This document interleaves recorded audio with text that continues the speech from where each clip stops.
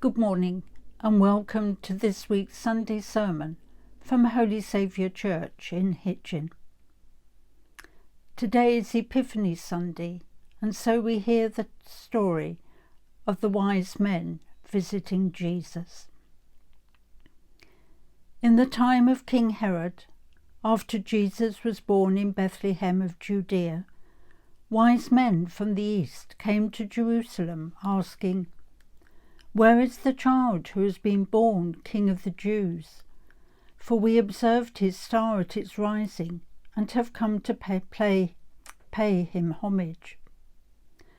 When King Herod heard this, he was frightened, and all Jerusalem with him. And calling together all the chief priests and scribes of the people, he inquired of them where the Messiah was to be born. They told him, "In Bethlehem of Judea, for so it has been written by the prophet, and you, Bethlehem, in the land of Judah, are by no means least among the rulers of Judah. For from you shall come a ruler who is to shepherd my people Israel." Then Herod secretly called for the wise men, and learned from them the exact time when the star had appeared. Then he sent them to Bethlehem, saying, "Go and search diligently for the child, and when you have found him, bring me word, so that I may also go and pay him homage."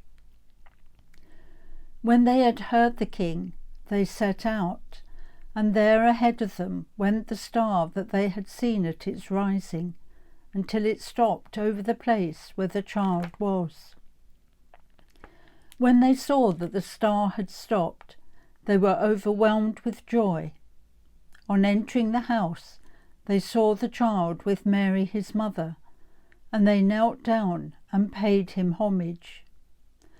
Then, opening their treasure chests, they offered him gifts of gold, frankincense, and myrrh. And having been warned in a dream not to return to Herod, they left for their own country by another road. At various times in the past year, we've been urged to look to the skies and search out unique celestial sights. Comets, planets, shooting stars, and the northern lights have all been visible at some point, if only to those awake at the right time on a cloudless night.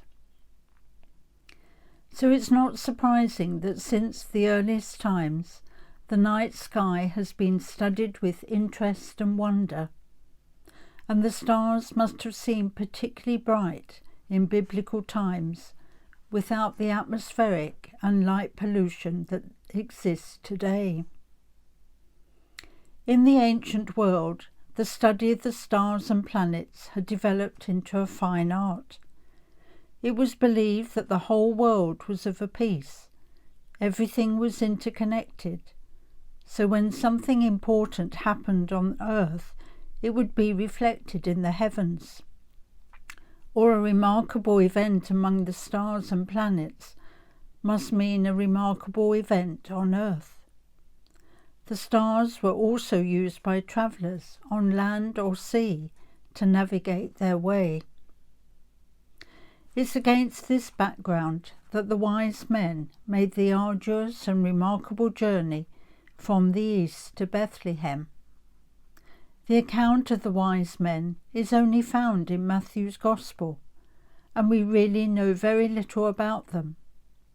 But they were likely to be educated and wealthy men, possibly from ancient Persia. Having seen the star, they knew it heralded the birth of the much longed for new King of the Jews, a king they must have heard of or read about from the prophecies in Jewish scriptures. So they set out in faith, determined to pay homage, and so arrived in due course in Jerusalem. But the visitor's arrival causes panic. King Herod, and we're told all Jerusalem with him, is frightened on hearing the news the visitors bring. Herod is in the dark about the Messiah's birth, but the travellers from the east have seen the light. Herod has to ask the chief priests and scribes where the Messiah is to be born, and they reply with a quote from the prophet Micah. So ironically, the wise men are directed to travel on to Bethlehem by Herod himself. But the faith of the wise men has paid off as they make their way to Bethlehem, still guided by the light of the star, and they find Jesus and his mother.